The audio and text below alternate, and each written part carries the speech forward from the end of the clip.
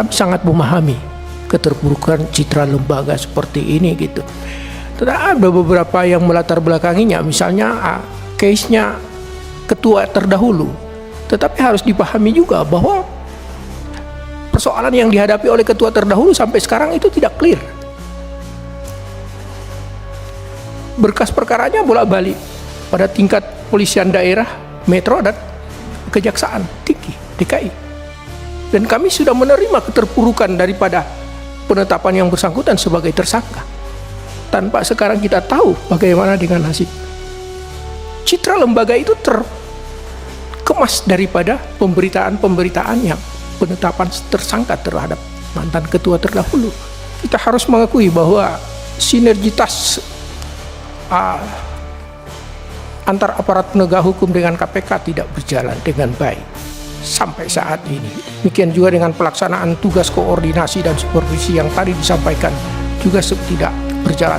Meskipun telah ada Perpres 102 2020 implementasi tentang supervisi, tetapi kita harus membutuhkan lagi semacam perjanjian kerjasama. Perjanjian kerjasama itu, Pak, baru beberapa bulan lalu ini kita tanda tangani, Pak. Sementara Perpresnya sendiri sudah terbit 2020. Sebenarnya sudah cukup mendetail pengaturannya. Tetapi seperti yang disampaikan Pak Alexander Marwata tadi, ketika kita mengambil seorang oknum Kejari Bondowoso kemarin, ruang untuk melakukan supervisi di kejaksaan seperti tertutup. Hal-hal yang semacam ini harus disikapi begini.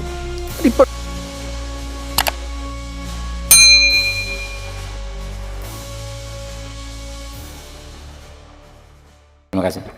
Terima kasih pimpinan.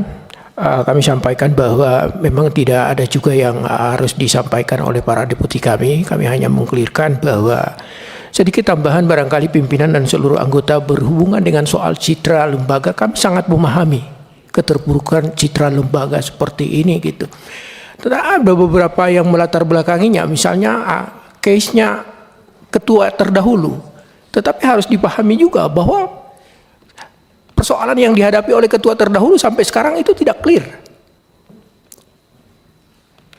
Berkas perkaranya bolak-balik pada tingkat polisian daerah, metro, dan kejaksaan tinggi DKI. Dan kami sudah menerima keterpurukan daripada penetapan yang bersangkutan sebagai tersangka. Tanpa sekarang kita tahu bagaimana dengan nasib. Citra lembaga itu terkemas daripada pemberitaan-pemberitaan yang penetapan tersangka terhadap mantan ketua terdahulu. Yang berikutnya barangkali dengan soal rutan KPK yang menambah buruk citranya. Kami telah melakukan segala tindakan, hukuman etiknya, hukuman disiplinnya kami berhentikan keseluruhan. Kemudian ada di antara mereka yang kami lakukan penindakan dan sekarang dalam proses penyidikan. Sudah kami lakukan gitu.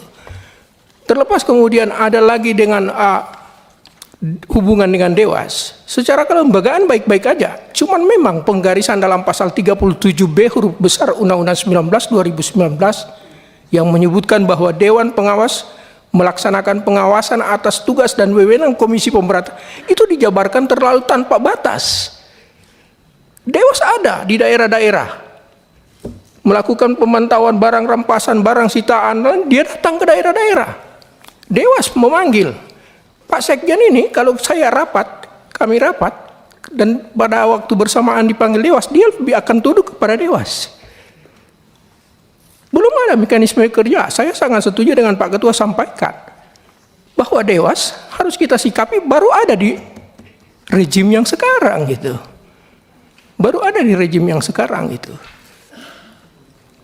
Pelaksanaan tugas wewenang Komisi Pemberantasan Korupsi yang dilakukan secara tanpa batas, yang tadi disampaikan oleh rekan pimpinan yang lain, itu menciptakan hubungan ketidakharmonisan di dalam kerja. Bukan persoalan kami, Pak, tapi persoalan lembaga ini ke depannya dengan eksistensi Dewas. Kami tidak mencampuri urusannya Pak Nurul Gufron. Saya pernah menegur yang bersangkutan, kenapa harus lapor-lapor yang bersangkutan sampaikan seperti ini. Itu adalah urusan yang bersangkutan, yang tidak bisa kami, bukan diambil dalam sikap KPK secara kelembagaan, kolektif, kolegial, tetapi itu adalah sikap yang bersangkutan. Kemudian membawa imbas makin memperburuk situasi, itu lain lagi gitu. Kami ingin menyampaikan kalau jika dikehendaki jawaban kami bahwa sejumlah dokumen yang ada pada kami untuk menunjukkan bahwa kinerja Dewas memang sama sekali bukan hanya mengambil alih ada satu organ kerja yang kita sebut dengan inspektorat yang seharusnya itu melakukan audit kinerja. Audit kinerja ini sudah dilakukan oleh Dewas. Rakorwas, Pak, kami lakukan dalam setahun 4 kali dengan Dewas. Rapat evaluasi kami lakukan tadinya 3 kali. Kami minta jangan terlalu banyak, 2 kali lah. Jadi 6 kali forum itu terus menerus. Hampir tiap 2 bulan kami memaparkan segala sesuatunya kepada Dewas. Yang kami kehendaki adalah misalnya hal-hal yang diperintahkan Dewas itu kemudian diminta kepada pimpinan dan pimpinan yang akan memerintahkan kepada ini. Tidak secara langsung seperti itu. Hal lain yang barangkali ingin kami sampaikan terakhir kepada Pak Wayan Sudirta. Mohon nanti disebutkan kepada kami siapa petugas yang Bapak maksudkan. Ada model kerja yang semacam itu saya baru tahu. Saya akan minta pertanggungjawaban dari Deputi Penindakan ini. Kalau ada model-model kerja semacam itu Pak Deputi ya. Bisa disebutkan secara langsung kepada kami siapa yang ini. Selebihnya barangkali Pak Ketua kami akan jawab secara tertulis. Banyak persoalan.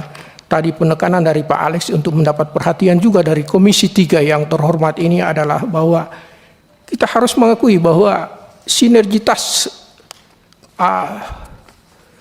antar aparat penegak hukum dengan KPK tidak berjalan dengan baik sampai saat ini.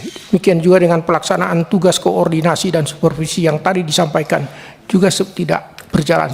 Meskipun telah ada Perpres 102 2020 implementasi tentang supervisi, tetapi kita harus membutuhkan lagi semacam perjanjian kerjasama. Perjanjian kerjasama itu Pak, baru beberapa bulan lalu ini kita tanda tangani Pak. Sementara Perpresnya sendiri sudah terbit 2020. Sebenarnya sudah cukup mendetail pengaturannya. Tetapi seperti yang disampaikan Pak Alexander Marwata tadi. Ketika kita mengambil seorang oknum Kejari Bondowoso kemarin, ruang untuk melakukan supervisi di kejaksaan seperti tertutup. Hal-hal yang semacam ini harus disikapi ini. Kami menyampaikan dalam paparan tadi bahwa ada kurang lebih 320 PNYD di Lembaga Komisi Pemberantasan Korupsi. Apa itu? 140-an dari teman-teman Polri dan ada 150-an dari teman-teman jaksa penuntut umum. Dan mereka-mereka ini memegang jabatan-jabatan yang memang strategis khususnya dalam hal penindakan seperti itu.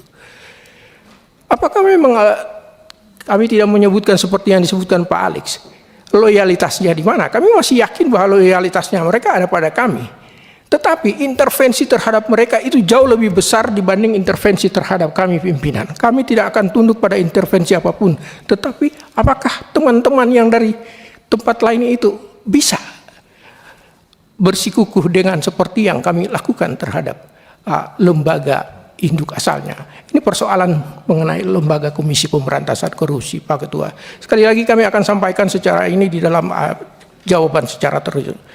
Kurang lebihnya mohon maaf pimpinan dan seluruh anggota Komisi 3 yang kami hormati, kami kembalikan kepada pimpinan rapat. Terima kasih.